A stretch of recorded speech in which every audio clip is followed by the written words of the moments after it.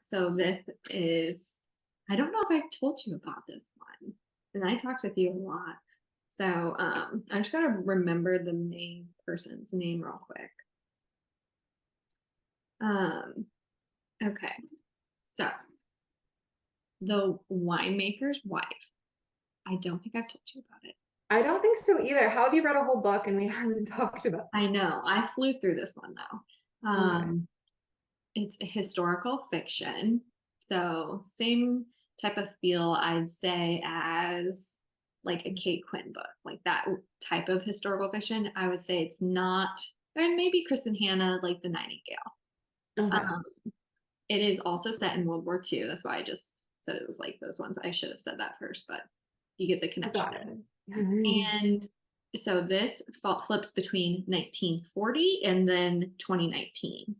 Okay, so main girl, her name's Olivia. She goes by Liv in 2019.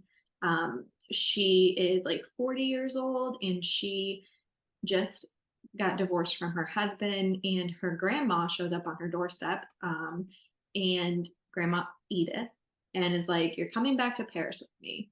And so Olivia had quit her job previously, so she's like, "Fine, I'll go to Paris for a little bit." And her grandma Edith is like, "I have something I want to show you," or like, "I have things that I need to tell you." Mhm. And I gotta turn this on silent, or else it's gonna drive me crazy. And so Liv goes back to Paris, and then it flips back to 1940 and follows this young girl who just married this guy named Michael and moved out to his winery in Champagne. And she's now like working in the wineries with him. And her friend's name is Edith. So that's how you kind of start to make the connection between present day story and past day story.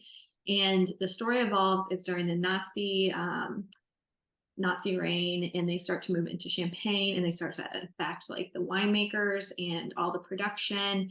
And then the main, like Michael's wife, Inez, she finds out that her husband is kind of doing stuff, I want to say like on the black market, but it's the resistance. So he's kind of helping with that. And then you find out other people close to her are also working with the resistance. And I can't really say much more, but then you just start to figure out how this all interconnects and develops to be like Liv's history. Yeah. That sounds super interesting. It's a very, I would say, typical like historical fiction. It follows a lot of the facts, and like uncovering a lot of secrets and people, um, really diving into their stories, and it evolves to like show you like people are not just what they seem on the outside. So, were you surprised by the ending? Yes. Was it a good surprise? Yes. But I will say I didn't like love the book. I gave it a B. Okay. Primarily because I didn't love the main character, Inez, the girl who married Michael and like then started working in the Champagne, which it was really cool to read about like the winemaking part of this and like how they did everything by hand and how they stored everything down in the tunnels beneath their house in the winery. Like that part of the story was fascinating, and it was really pretty like to think of like, the countryside of France and all this happening and their work with the resistance. But Inez herself was a hard character. She was really selfish. She uh, can we just do spoilers? Because I don't know if you'll read this. Sure, do it. We'll do spoilers really quick. She basically started having an affair because she felt like Michael wasn't, there's a lot of infidelity in this book. And maybe Okay. that's why I didn't love it. But she started having an affair and with this guy in the town where Edith lived. And she got drunk one night and basically told him, knowing he had connections with Nazis, told him about Michael's involvement in the resistance. He No. was like helping. Yeah. And so So did Michael die? Did her husband die? yeah, because of that, the Nazis went and arrested him and he was executed. Does he know that it was his wife that turned him in? Yeah. How does she live with that?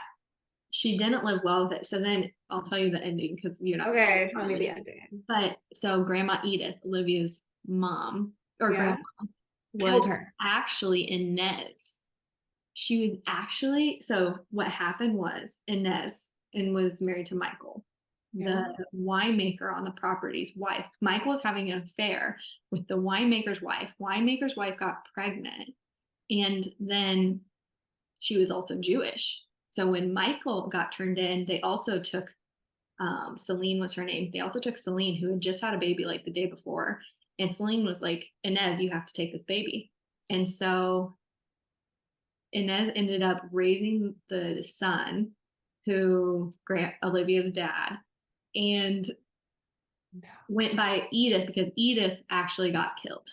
So she like took her identity because Inez was like outcasted basically from society. Everyone knew that she like turned people in. So she got her husband and a bunch of people in the town killed, and then raised her dead husband's mistress's child. Yes. But I will say the one redeeming fact for Inez was she realized that she couldn't like raise the child. And so she did give it to Edith and her husband at the time. No. And Inez went off and fought in the resistance and became like a bomb expert. And she then joined the resistance because she felt so bad about getting Michael killed. But then when she went back to the town to check in on the little boy, she found out that Edith had actually died during a war type of situation. And so then she took the baby back and raised him and took Edith's identity. But then the boy died before she ever told him about his actual heritage and like how the winery went to him. So now the winery goes to Olivia because she's the only surviving actual heir of Michael, like Chateau or whatever his name was. That's so much. That's too much drama for me. It was It's like it was a lot, and but it was all like really, I would say, shitty character attributes or values, like a yeah, lot of affairs, a lot of just like not being a great person. that sounds frustrating. It's kind of like um it reminds me in a way of like two books. One, like Bridges in Madison County, where they like romanticize this affair and like how it's okay. And that always creeped me out. Mm-hmm. And then it reminds me of like also Secret Keeper. Remember when we read that one? Yes, it Yeah. gives super secret keeper vibes. That's a really good reference. But like the hard thing with this one was that, well, it was written well, but then you don't find out a lot of that stuff until the last like 100 pages. And so before that, you think like, wow, Edith, she was a really great person. Like the actual Edith was really great. And so you think you're reading about her the whole time. And then you figure out it's actually Inez who lived and like poor Edith died. Dude, it's too much. They Biggest, sound like awful people. yeah. But I will say the biggest oh my gosh moment was the Celine, the little boy's mom who was sent to Auschwitz, actually ended up living. And so she comes back in like the last, like in the epilogue and meets Olivia at the winery.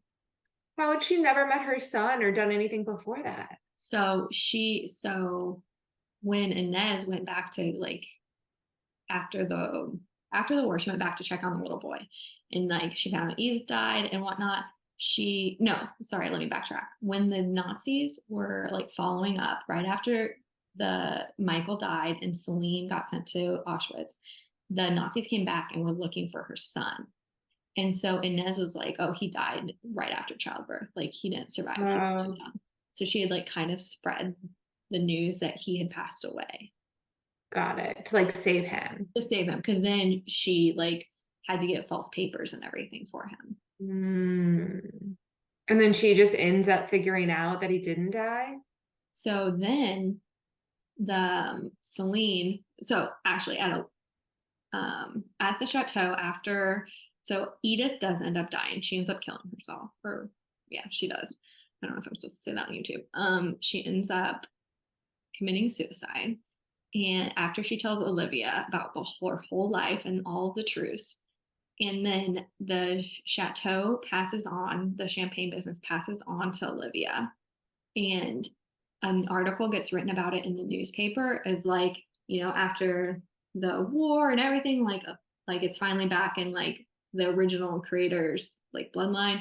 And then the Celine sees the article that they actually survived and goes to the winery to meet them.